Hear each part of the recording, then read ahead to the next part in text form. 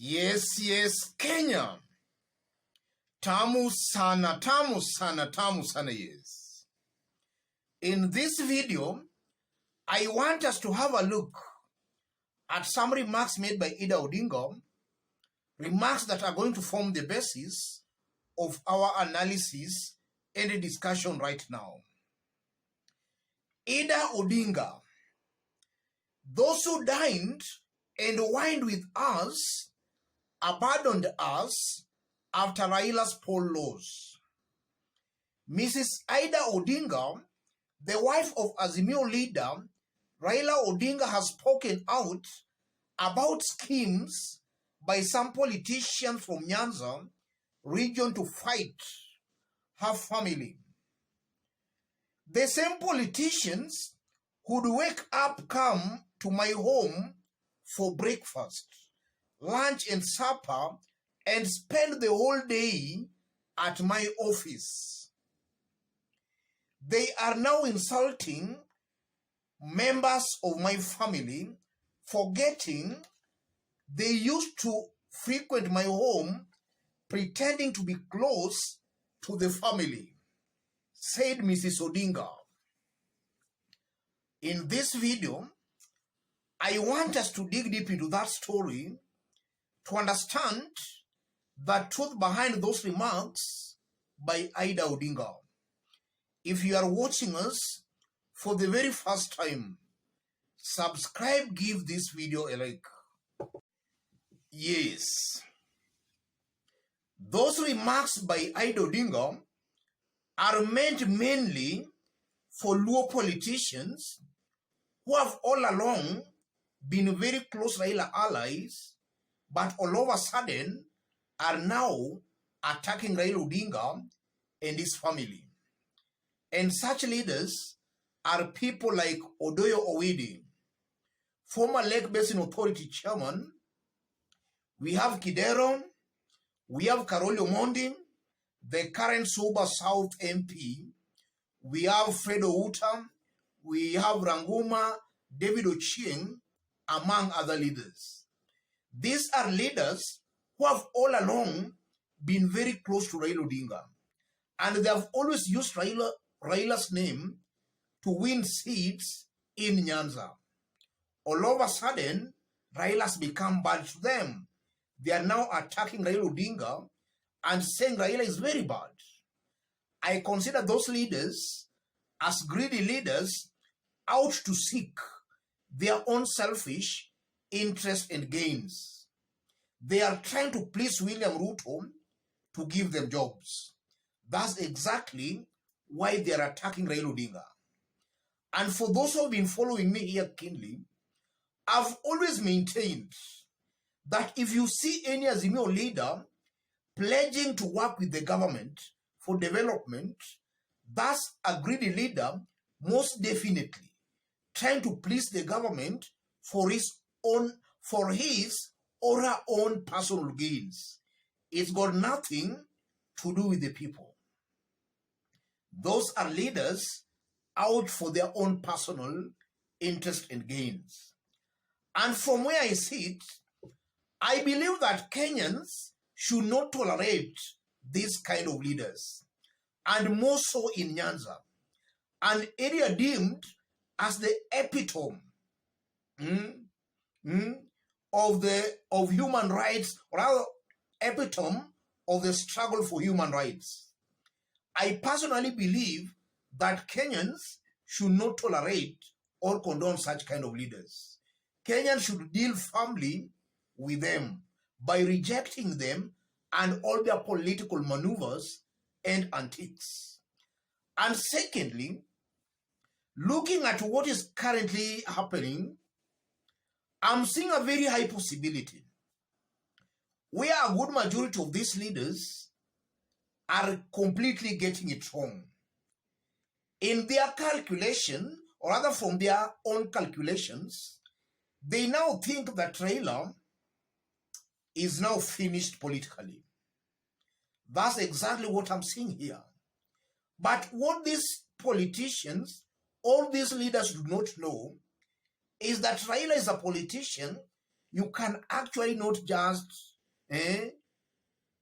write off that easily. From the past political experiences of Raila Odinga, Raila is a known fighter. And Raila always makes some political comebacks that sometimes baffles Kenyans. And even in this one, I'm seeing a very high possibility where Raila Odinga might surprise all these people and Kenyans and even these politicians who are already writing his political obituary. Raila is a politician that a good majority of Kenyans might not understand. And I'll be very much reluctant to write off Raila Odinga politically. That's something these politicians should and must know. And even if you leave alone that, if you look at the way the government is currently performing, this is a government that might pass out, rather might go down in history as the most unpopular government. A government that failed to deliver completely. And I'm seeing a very high possibility where come the next election, most likely, any politician or any leader who will be associating with William Ruto's government, that's a politician who will most definitely meet the rank of Kenyans. That is something I'm seeing most definitely will happen. And I'm saying that because in just about the 3 months this government has been in power, if you do maybe a poll or a random survey, a good majority of Kenyans will tell you that this is a government that has completely failed. It's not delivering. It's a government full of fake and empty promises. I'm seeing Kenyans going to channel their annoyance and their wrath on leaders who will be associating with this William Ruto's government.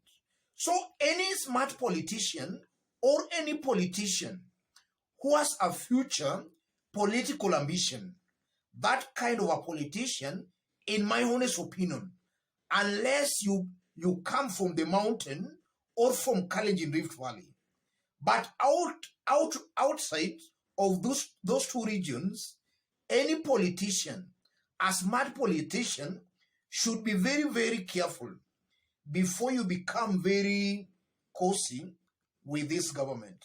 This is a government I know most definitely will end the careers of very, very many politicians. And it will do that because it's actually not delivering. And looking at the future, indications and signals are very strong that things might even get worse as time goes by. So I'm not just seeing any miracle that William Ruto and his team will perform to enable them now deliver. I'm not just seeing that kind of a possibility. So these politicians attacking Raila Odinga, in my honest opinion, they are making a very big political blunder. And for the Nyanza politicians again, if at all it's about inheriting Raila Odinga, you don't inherit Raila Odinga by attacking Raila Odinga. The Luo Nation have been supporting Raila Odinga because of what Raila Odinga has all along been fighting for. That's what these politicians should do. And if you look at the regions across the country that have been supporting Raila Odinga, they strongly believe that William Ruto and his team do not represent the interests or other things Raila Odinga has been fighting for. So for these politicians who wants to inherit maybe Raila Odinga, they should not be attacking Raila Odinga. Their target should be William Ruto's government. The moment they attack William Ruto's government, or at the moment they defend the common person, the poor person, definitely they will earn the admiration and the trust among Kenyans. Because all along, that's why Kenyans have been supporting Raila Odinga. But by being cozy, friendly to William Ruto and attacking Raila Odinga, they are completely getting it wrong.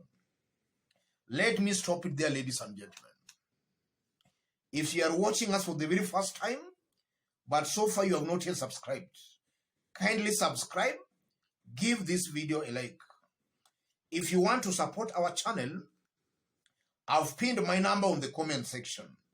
Contact me through the number or feel free to channel your support to the number. Let's meet in our next analysis. Thank you.